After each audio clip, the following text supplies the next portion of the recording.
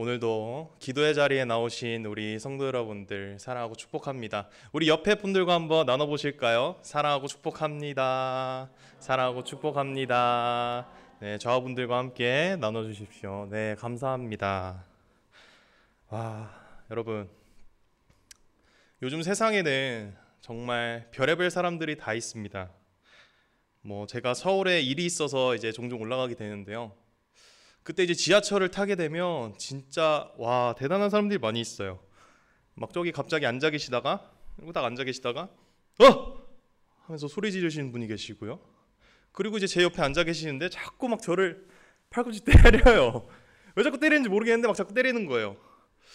그래가지고 이러고 있다가 괜히 버티기 그래가지고 일어나서 막 그랬던 기억이 나는데, 또 영상을 보게 되면은 단소를 들고 이렇게 막 위협하는 사람도 있고요. 위에 손잡이를 잡고 짐칸으로 올라가서 낮잠을 자는 사람들도 있습니다. 세상에 정말 별의별 사람들이 다 있죠. 그런데 우리가 보통 이런 사람들을 봤을 때 우리는 어떤 반응을 보이나요? 이해를 할 수가 없죠. 그 사람들을 봤을 때 우리의 상식으로는 도저히 이해를 할 수가 없습니다.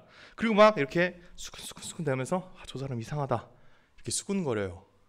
그런데 여러분, 막상 우리가 그렇게 이상한 행동을 하는 사람의 그 상황을 알게 되었을 때 우리는 어떤 반응을 보이나요? 그 사람이 그래서 그랬구나. 저 사람이 저런 상황에 있으니까 저럴 수밖에 없구나 라고 어느 정도 이해를 하게 됩니다. 그 행동이 다르게 보이기 시작하는 거죠. 오늘 우리가 읽은 본문 말씀에서도 하나님의 뜻을 모르고 원망과 불평하는 요나에게 하나님께서 깨닫게 하시는 장면이 나와요. 바로 하나님의 뜻이 무엇인지 알려주시는 거죠. 하나님께서 요나에게 드러낸 뜻이 무엇인지, 그리고 우리가 그 메시지를 통해 정말로 큰 은혜 받는 귀한 시간 되기를 소망합니다. 오늘 우리가 읽은 본문 말씀에는 하나님께서 박넝쿨을 통해 요나에게 하나님의 뜻을 깨닫게 하시는 그 사건을 보게 됩니다. 먼저 하나님께서는 박넝쿨을 이렇게 샥 자라게 하세요. 그리고 뜨거운 태양으로부터 요나의 머리 부분을 아주 완벽하게 보호해 주십니다. 그런데 이튿날 새벽에 하나님께서는 벌레를 예비하셔서 박넝쿨을 갉아먹게 하고 시들게 하세요. 그리고 뜨거운 동풍도 예비하셔서 햇빛과 동풍이 가득한 순간에 요나는 고통을 받고 다시 죽여달라고 성내기 시작합니다. 우리가 조금 더 자세히 살펴볼 필요가 있어요. 바로 앞의 말씀에서 요나는 하나님의 말씀을 거역하고 그리고 나서 니느웨로 가서 말씀을 전하고 난 다음에 하나님께서 뜻을 돌이켜셨는데 그 돌이킨 순간에 자신을 수치스러운 선지자로 만들었다라는 것에 성내면서 자신을 죽여달라고 이야기를 해요. 그리고 자신의 목숨을 담보로 하나님을 협박을 하기 시작하죠. 하나님께 겁도 없이 협박한 이 요나는 하나님이 자신의 명예를 다시 회복시키는지 성읍 동쪽에 자기를 위해 초막을 짓고 앉아서 성읍을 살펴보게 됩니다. 그런데 하나님께서는 이러한 요나를 위해서 박넝쿨을 준비해 주신 거예요. 뜨거운 햇빛에서 요나를 보호해 주시기 위해서요. 요나는 이 박넝쿨을 받고 그늘에서 행복해 따뜻하게 있으니까 요나는 기뻐해서 정말로 하나님을 확 찬양하면서 막 기뻐하기 시작해요. 근데 하나님께서 벌레를 예비하셔서 박넝쿨을 시들게 하시니까 요나의 반응이 어떻습니까? 하나님께서 이튿날 새벽에 벌레를 예비하셔서 박넝쿨을 시들게 하셨을 때 다시 성내면서 자신을 죽여달라고 이야기하고 있습니다. 즉 요나는 박넝쿨로 자신을 보호해주신 하나님을 보고서 어떻게 생각을 했냐면, 하나님께서 드디어 내 말을 들어주시겠구나. 나를 이렇게 보호하여 주시는 거 보니까 내가 생각했던 하나님, 내가 알고 있는 하나님, 내 안에서 내가 만들어낸 프레임대로 나를 보호해 주시는 하나님께서 내 말을 들어주시겠구나 라고 생각을 한 것입니다. 그런데 요나는 그 명예를 회복해 주시겠다라는 생각을 하고 있었는데 하나님께서 다시 박농쿨을 제거하심으로 요나는 다시 이런 생각을 했을 것입니다. 그럼 그렇지. 하나님께서 내 말을 들어주실 리가 없지. 내 말을 아예 들어줄 생각도 없으시구나. 이럴 바에는 다시 죽는 게 나아. 이런 수치스러운 나의 이 선지자 생활 그냥 청산하는 게 나에게 낫겠어. 이렇게 성을 내고 있습니다. 아직은 요나가 이 순간까지도, 마지막 요나서가 끝나는 이 순간까지도 자신의 명예와 자신의 생각, 자신의 의를 중요시하면서 그냥 배째라하고 하나님께 대들고 있어요. 이러한 요나에게 하나님께서 말씀을 하세요. 내가 이 박농쿨로 말미암아 성내는 것이 어찌 옳으냐. 하나님께서 두 번째로 물어보신 거예요. 도대체 니느웨도 그렇고 박농쿨도 그렇고 네가 그렇게 화를 내는 것이 도대체 옳은 행동이냐 라고 요나에게 말씀을 하고 계세요. 이것에 요나는 어떻게 반응을 하죠? 예, 제가 화를 내서 죽는 한이 있더라도 화를 내야겠습니다. 정말 자기 주장이 강한 전형적인 모습을 보여주고 있어요. 이런 사람들 있잖아요. 내 눈에 흙이 들어오기 전까지는 절대 안 돼. 그러다 눈에 흙 던지면 어떡하려고. 네. 이렇게 자기 주장이 강한 사람들의 전형적인 모습을 보여주고 있다는 것입니다. 하나님께서 어떻게 생각하시는지, 하나님의 뜻은 무엇인지 전혀 고려하지 않고 그냥 자기 명예 회복을 위해서 계속해서 하나님께 나한테 왜 이렇게 하냐고, 어떻게 나한테 이럴 수 있냐고 1인 시위를 하고 있는 것입니다. 그리고 하나님께서 말씀하시죠. 우리 성경책 10절, 11절 말씀을 다 같이 한번 읽어보겠습니다. 시작. 여호와께서 이르시되 내가 수고도 아니하였고 재배도 아니하였고 하룻밤에 났다가 하룻밤에 말라버린 이 박농쿨을 아꼈거든. 하물며 이 큰 성읍 니느웨에는 좌우를 분변하지 못하는 자가 12만여 명이요 가축도 많이 있나니 내가 어찌 아끼지 아니하겠느냐 하시니라. 쉽게 말하면 요나 네가 직접 심어서 키운 것도 아니고 그리고 물을 줘서 키운 것도 아닌 이 박농쿨을 너는 이렇게 아끼는데 내가 창조하고 만든 저 니느웨 사람들, 비록 악에 가득 찼지만 내가 사랑하는 저 생명들을 정말 옳은 길을 찾지도 못하고 길 잃어 헤매고 있는 저 영혼들을 내가 어찌 아끼지 않겠느냐. 요나에게 이렇게 말씀하고 계시는 겁니다. 오늘 이 말씀을 통해 우리는 무엇을 발견할 수 있을까요? 하나님께서는 도대체 이 요나서를 통해 무엇을 드러내고자 하실까요? 제가 계속해서 묵상을 해봤습니다. 묵상을 해보고 저에게 주신 하나님의 말씀으로 봤을 때 하나님께서는 뜻을 돌이키시는 분도 아니고 실수가 없으신 분이신데 자신을 그 수치를 자신의 본성을 거스르면서 뜻을 돌이키시고 그 수치를 감당하신 것이 다른 것도 아니라 생명, 한 생명, 그 니느웨 사람들을 위해서 그 니느웨 사람들을 사랑하고 소중히 여기셔서 그 수치를 감당하셨다는 것입니다.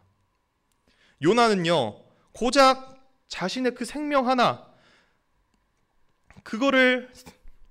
그것조차도 소중히 여기지 않고 수많은 니느웨 사람들, 그 사람들의 생명도 아무런 죄책감도 없이 그런 생명을 살리는 것보다 자신의 명예와 자신의 생각, 자신의 의, 내 뜻대로 되지 않는 것, 그런 거에 반항하고 성내면서 자기의 그 생명을 버려달라고 하나님께 말씀하고 계세요.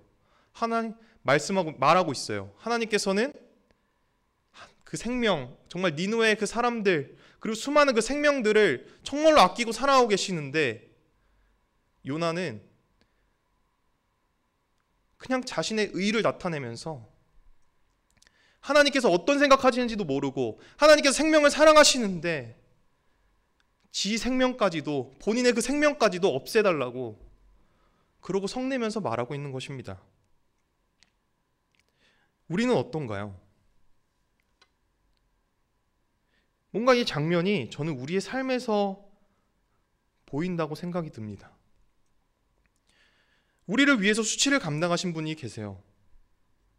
바로 예수님이십니다. 예수님께서는 피조물인 우리 인간이 되시는 그 수치, 창조주이시면서 그 피조물인 인간이 되시면서까지 이 땅에 오셨습니다. 그리고 인간들이 만든 형벌, 그 형벌까지도 감당하시면서 수치를 감당하셨고 죄의 대가까지도 치르셨습니다. 무엇을 위해서요? 죄와 정말 세상 속에서 허우적대면서 그렇게 어떻게든 발버둥치는 우리들을 위해서 예수님께서는 직접 이 땅에 오신 것입니다. 그런데 우리의 모습은 어떻습니까? 예수님께서는 수치를 감당하시면서 우리를 살려주셨는데 우리는 그 수치를 감당하기 싫어서 내 명예가 중요하고 내 생각, 내가 가진 것 모든 것들이 소중해서 요나와 같이 하나님의 뜻을 모르고 살아가고 있진 않습니까? 하나님께서는 말씀에서 정말 요나를 사랑한 것 같이 저와 여러분들을 사랑하시고 그리고 저 밖에 지금 길 잃고 헤매는 영혼들을 바라보시면서 그들을 소중히 여기고 사랑하고 계시다는 것입니다. 이번 새생명축제 기간 동안 여러분들은 혹시 태신자를 품고 계신가요? 저는 곡반중학교의 몇몇 학생들을 품고 있습니다. 저는 원래 정말 충격적인 사실이지만 중학생들을 정말 싫어합니다. 제가 중고등부를 담당하고 있지만 진짜 저는 중학생들을 정말 싫어해요. 그 이유가 뭐냐면 제가 한때 인터넷 방송을 한 적이 있습니다. 네, 주 컨텐츠가 게임이었어요. 게임을 막 하면서 하는데 그런데 어쨌든 막 잘 나가진 않았습니다. 취미로 하는데 한 10명 정도 보는 그러한 소규모 채널이었어요. 근데 그 주로 이제 보는 시청자들이 중학생들이었습니다. 그 10명이 중학생들이었어요. 얼마나 진상인지 제가 뭐 이렇게 막 정한 방송의 방향이 있는데 그대로 하면 왜 그렇게 하냐, 이렇게 해야 된다, 게임을 왜 이렇게 못하냐, 게임 좀 잘해라, 그거 그렇게 하는 거 아니다. 그냥 막 얼마나 짜증나는지. 그래서 막 혈압이 오르더라고요. 그러던 어느 날 평소와 마찬가지로 중학생 시청자들이 제 방송에 와서 화려한 진상짓을 하고 있었어요. 근데 그날따라 제가 기분이 정말 안 좋았어요. 무슨 일이 있었는지 모르겠지만 어쨌든 무슨 일이 있었어요. 그래서 기분이 안 좋은 상태에서 여느 때와 같이 방송을 켰습니다. 그런데 그날따라 그 중학생들의 그 공격들이 저에게 막 빗으로 날아와 꽂히더라고요. 그래서 너무 화가 난 나머지 그 아이들을 다 강제로 퇴장시켰습니다. 시청자가 0명이 됐어요. 에이 더러운, 방송은 절대로 하지 않으리 하면서 그날 이후로 방송도 접게 됐습니다. 어쨌든 저한테 그게 하나의 트라우마로 남았다는 거죠.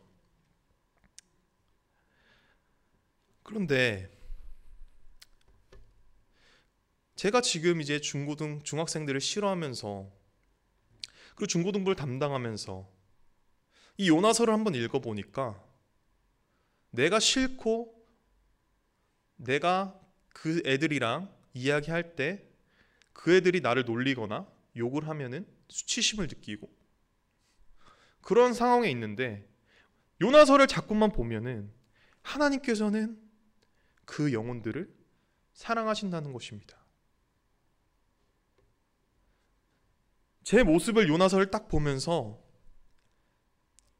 거울에 비추듯 제 모습을 보니까 진짜 요나와 다를 바가 하나도 없는, 그저 자기의 의만 내세우고 내 수치를 감당하기 싫어서 하나님의 뜻은 나 몰라라 하고 정말로 자기중심적이고 이기적인 삶을 살아가고 있더라고요.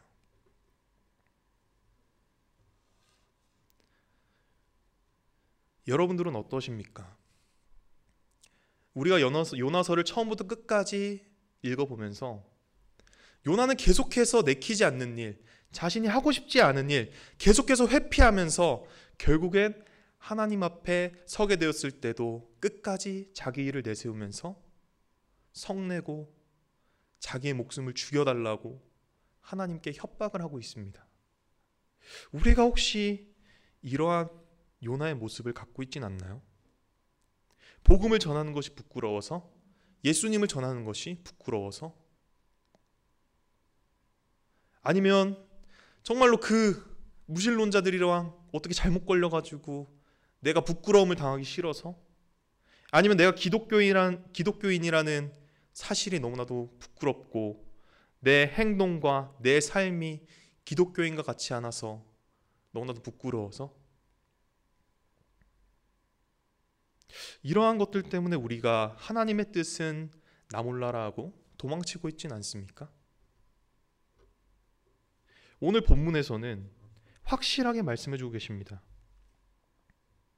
하나님께서는 요나를 그럼에도 불구하고 사랑하셔서 죽으려고 바다에 뛰어드는 그 순간에도 물고기를 예비하셔서 살리셨고, 그리고 끝까지 요나를 붙드신 것처럼 저와 여러분들을 사랑하시고, 그리고 그 니느웨 사람들을 사랑하셔서 요나를 보내신 것처럼 지금 저 밖에 길 잃고 정말 좌우를 분별하지 못하는 그 길 잃은 영혼들을 사랑하고 소중히 여기고 계신다는 그러한 사실입니다. 우리 지금 다 같이 찬양하겠습니다. 찬양의 가사를 곰곰이 묵상을 하면서 정말 이 찬양이